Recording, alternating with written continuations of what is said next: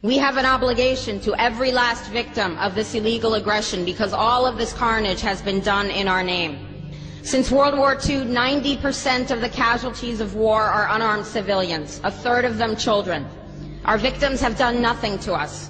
From Palestine to Afghanistan to Iraq to Somalia to wherever our next target may be, their murders are not collateral damage. They are the nature of modern warfare.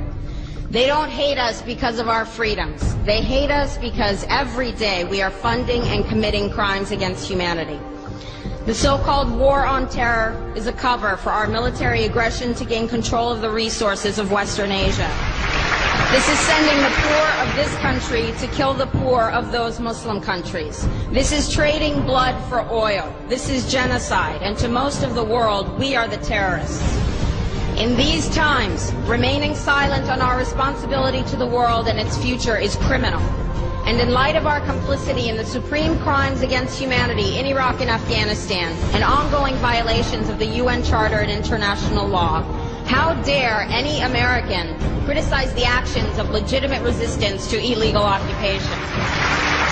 Our so-called enemies in Afghanistan, Iraq, Palestine, our other colonies around the world, and our inner cities here at home are struggling against the oppressive hand of empire, demanding respect for their humanity.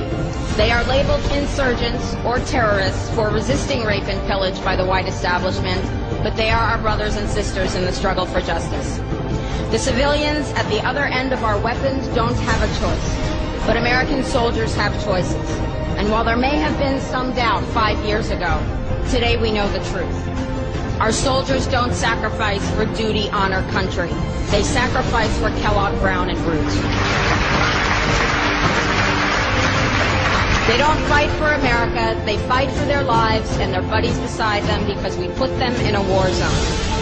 They're not defending our freedoms. They're laying the foundation for 14 permanent military bases to defend the freedoms of ExxonMobil and British Petroleum.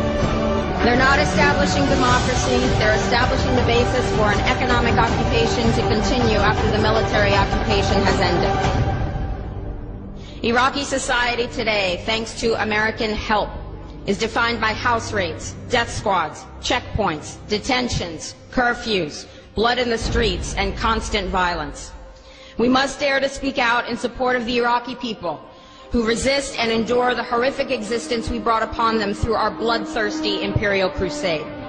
We must dare to speak out in support of those American war resistors, the real military heroes who uphold their oath to defend the Constitution of the United States against all enemies, foreign and domestic, including those terrorist cells in Washington, D.C., more commonly known as the legislative, executive, and judicial branches.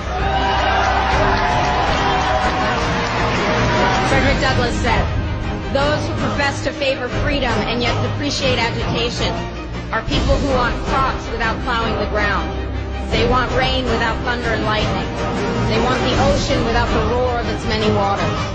The struggle may be a moral one, or it may be a physical one, or it may be both, but it must be a struggle. Power concedes nothing without a demand. It never has, and it never will. Every one of us must keep demanding, keep fighting, keep thundering, keep plowing, keep speaking, keep struggling until justice is served. No justice, no peace. No justice, no peace.